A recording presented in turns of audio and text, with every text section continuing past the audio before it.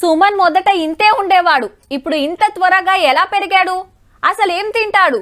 అప్పుడు ఆటల్లో ఓడిపోతుండే, ఇప్పుడు అన్నిట్లో గెలుస్తుండు. అసలు ఏం తింటాడు? నువ్వు ఇంత త్వరగా పెరిగావెలా? అసలు ఏం తింటావు అనగానే పలానా తింటా అని పొట్లం చూపిస్తారు. అట్లనే క్రికెట్ ఆడుతుంటే వేసిన బాల్లల్లో 6లు 4లు కొడుతుంటే నీ సీక్రెట్ ఏంటిదంటే పలానా దాగుతా అంటుంటారు. ఇవి ఏ మ్యాడ్లో చాలా మందికి ఎలిగే ఉంటది గాని ఇక ముచ్చటేందో చూడుండ్రి.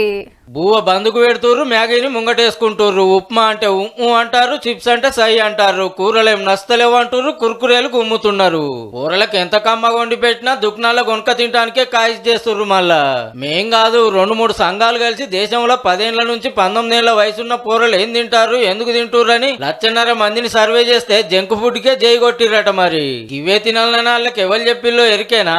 అడ్వర్టైజ్మెంట్లల్లా టీవీ పెట్టినా సోషల్ మీడియా తెలిసినా అద్దినూరి ఇది గుమ్ముర్రు అని పుట్ల కొద్ది రాబట్టే యాడ్లు. అబ్బా మేం సుతట్లా కావాలని ఆటికే ఎగబడుతుర్రట. 167 మంది యాడ్లతోనే తిండిని మార్చుకుర్రంటే ఎట్లున్నదో చూడుర్రిగా. బలంగల్లా తిండి తినాలని ఉన్నదని 130 మంది చెప్పినా పిరముండే వరకు తినలేకపోతుర్రట. ఏ గవ్వేం తింటామో రుచుండై పచుండై అని 15 మంది ముక్కిరుస్తుర్రట. ఇంతకు మీరు ఏం తింటుర్రో ప్యాకెట్ల మీద ఏం రాసి ఉంటుందో చూస్తారా అని అడిగితే 172 మంది చూస్తామన్నారు గాని అందులో 62 మంది మాకేం అర్థమే కాదన్నారట. ఇక ఏది తింటే మంచిదని పోరలకు చెప్పుట్లా ఈ స్కూల్ ఫస్ట్ ఉంటే సోషల్ మీడియా సెకండ్ ఉన్నది. ఇట్లనే జంక్ ఫుడ్ చంపుకుంటా పోతే రేపు అడ్డమైన రోగాలు వస్తాయి. పరిస్థితి ఎట్లున్నదో చెప్పినాం. మరి మీ పోరలకు బలంగల్లా తిండి పెడతారో అడ్డమైన తిండ్లు అలవాటు చేసి ఆగం చేసుకుంటారో మీ ఇష్టం ఇక.